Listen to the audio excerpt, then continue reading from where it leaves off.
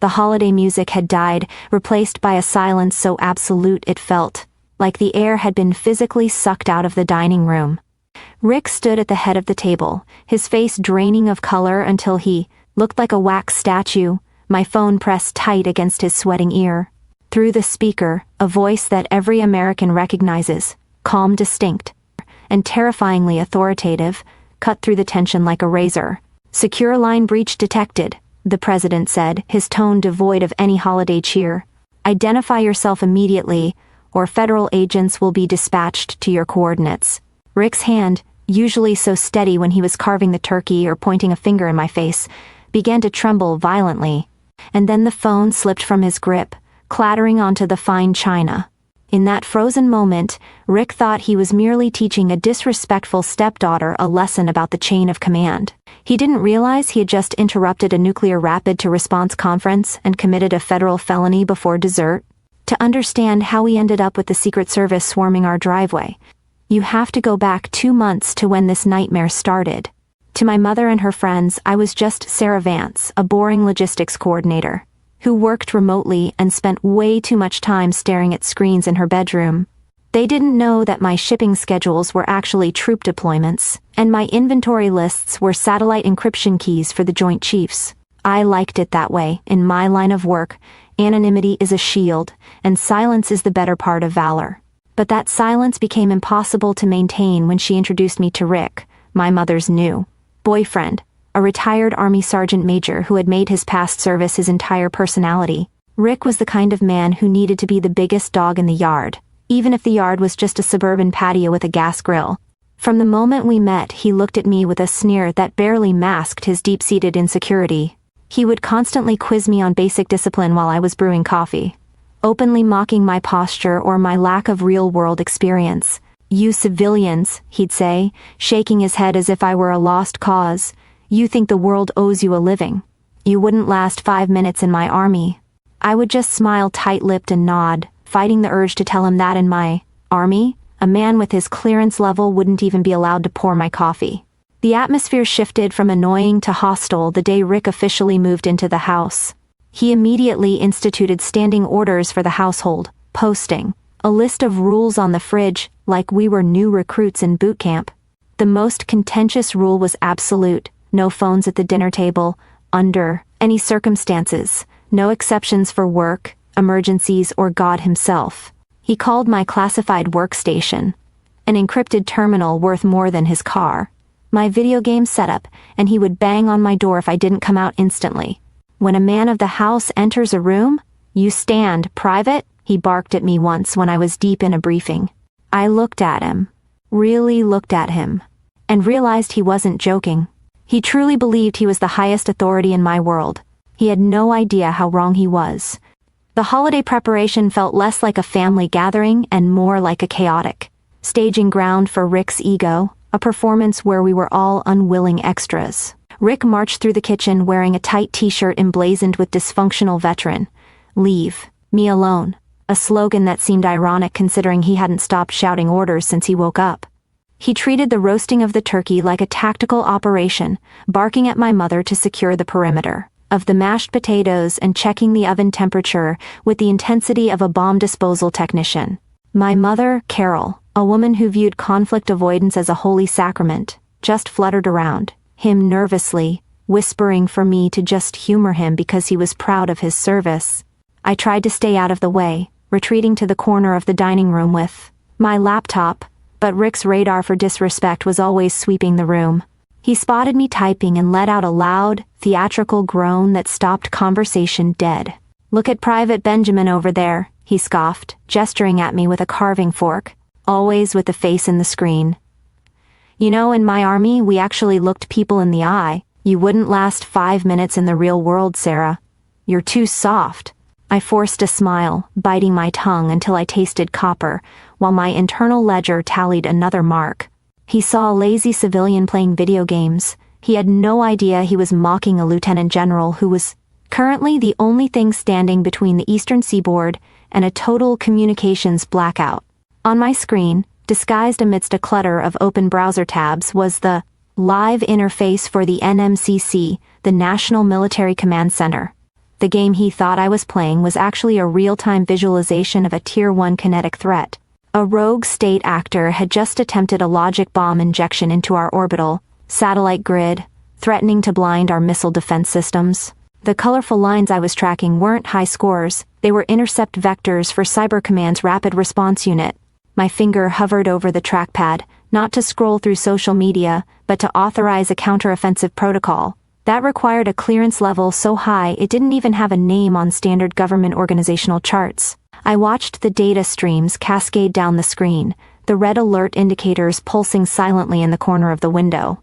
The irony was suffocating. Rick was loudly bragging about a latrine detail he supervised in 1998, demanding reverence for his past while I was silently commanding a digital legion that was actively preventing World War III.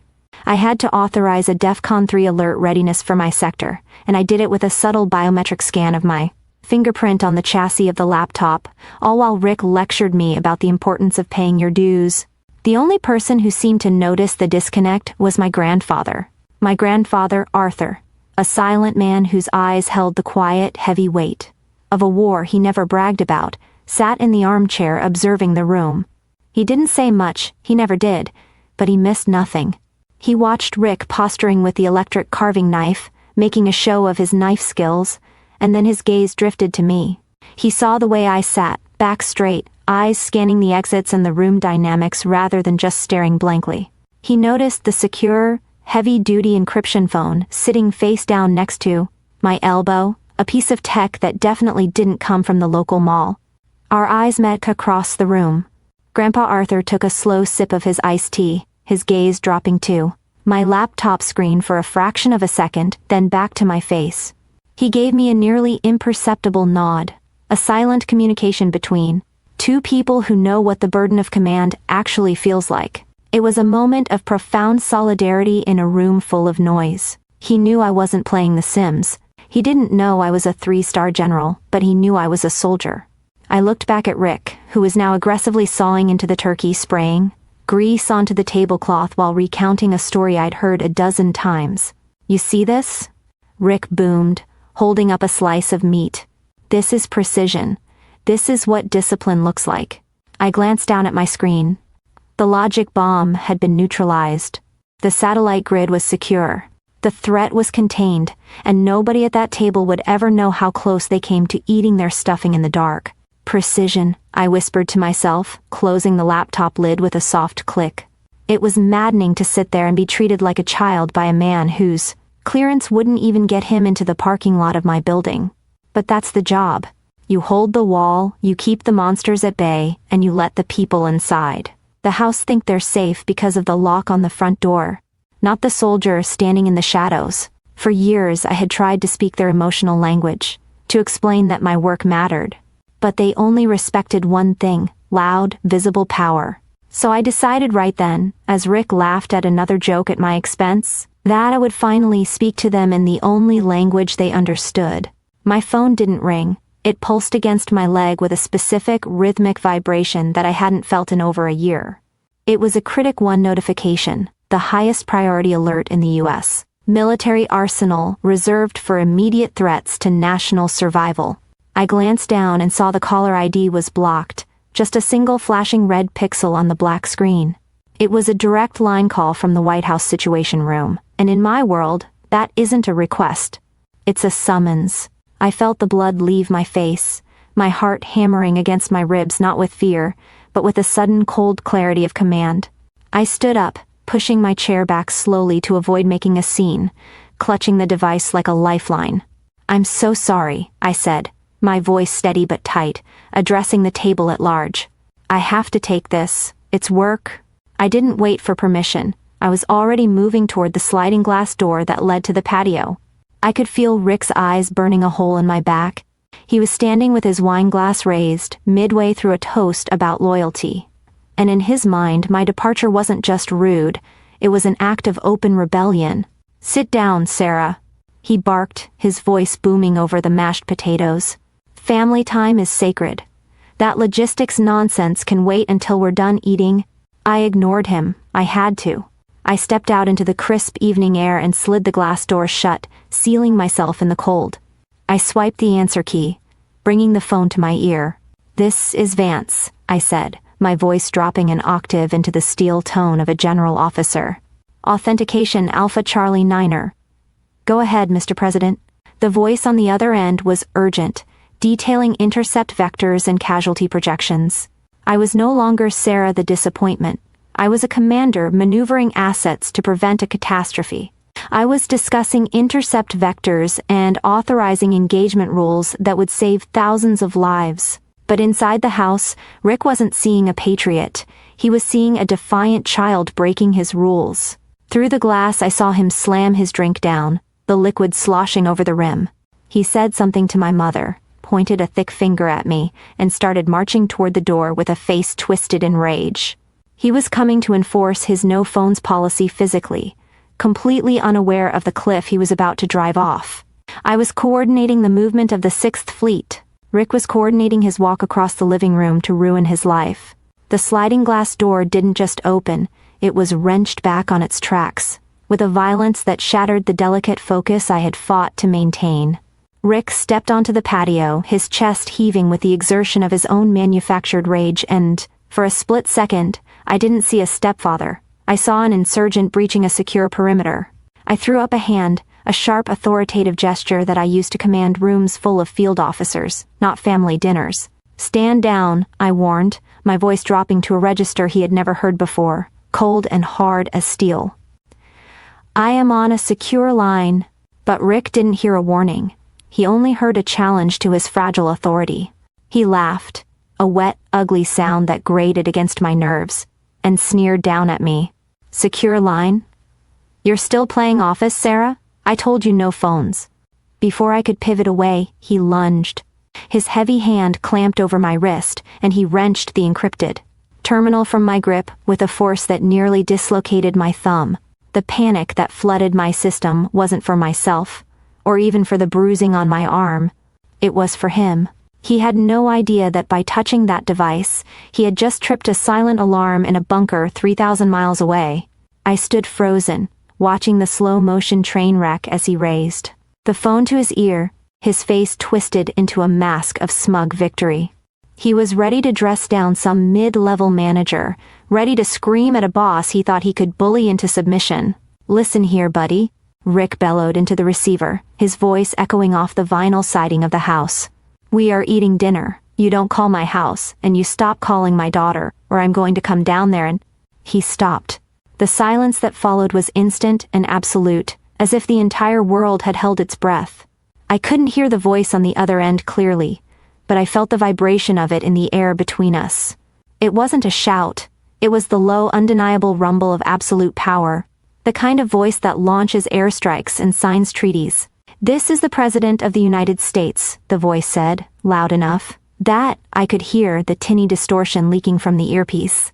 "You have just intercepted a classified Tier 1 communication. Identify yourself immediately." Rick turned to stone.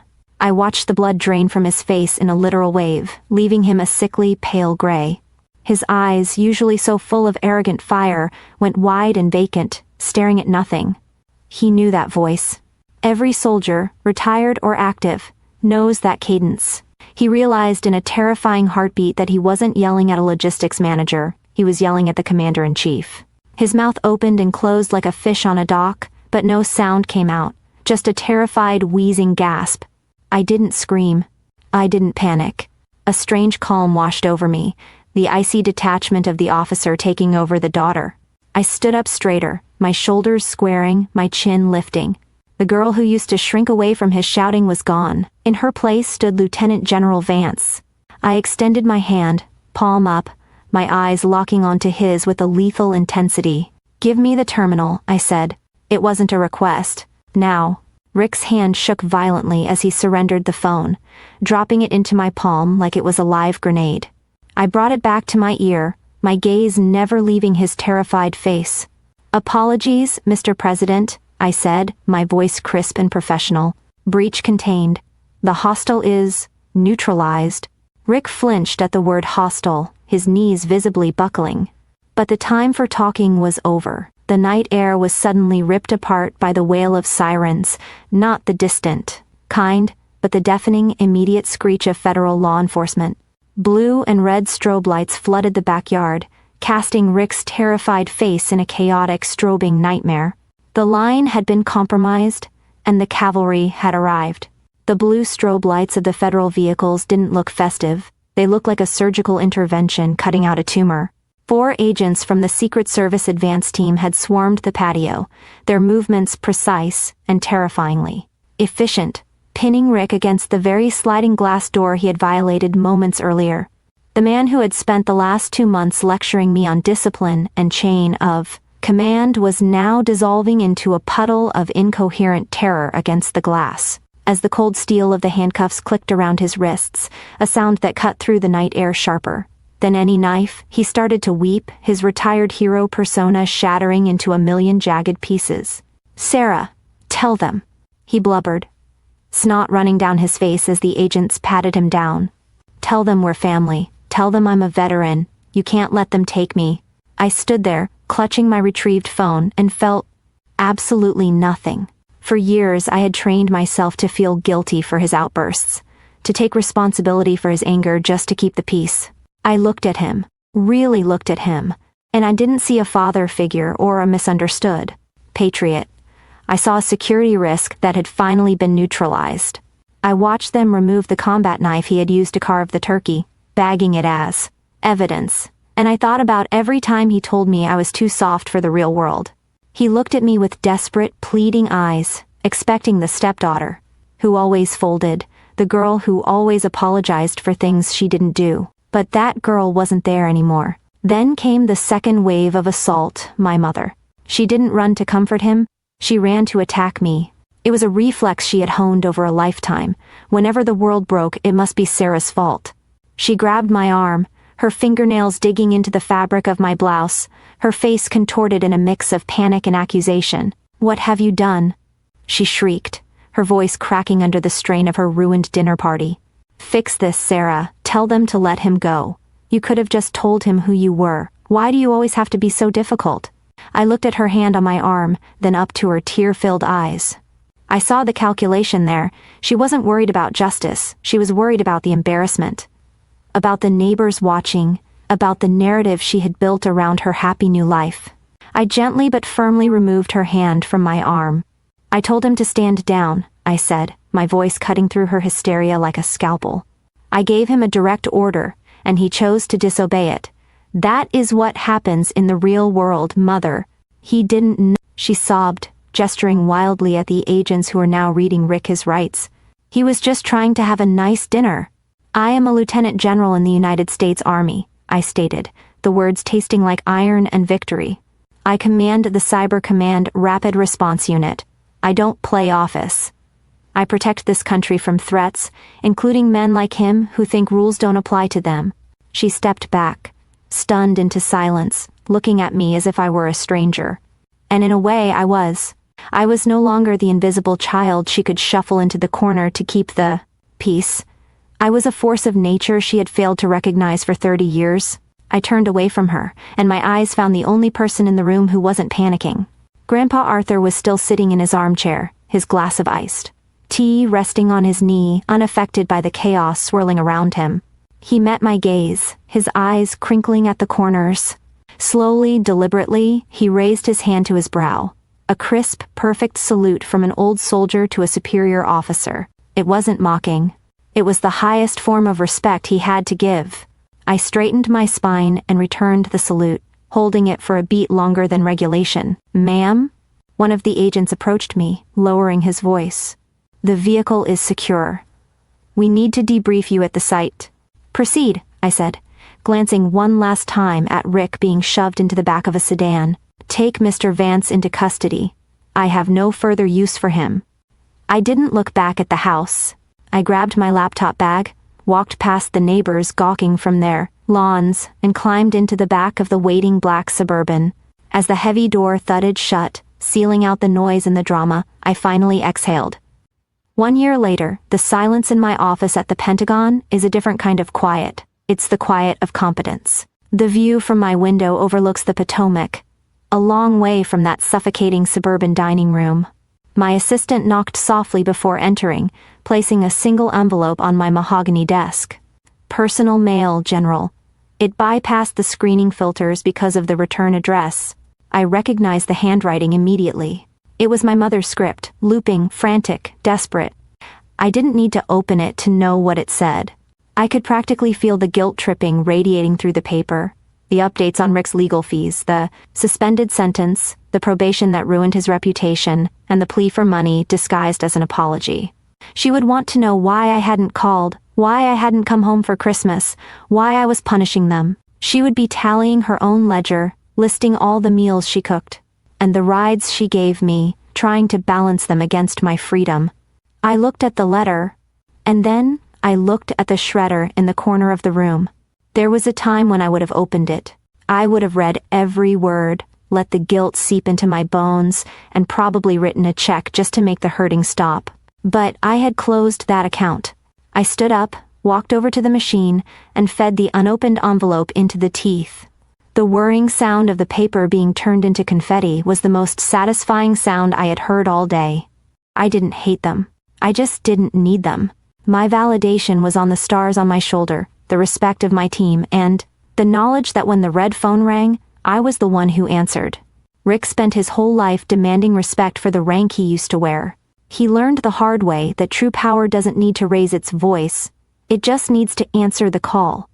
If you've ever been underestimated by someone who mistook your silence for weakness, hit that like button and tell your story in the comments. Dismissed?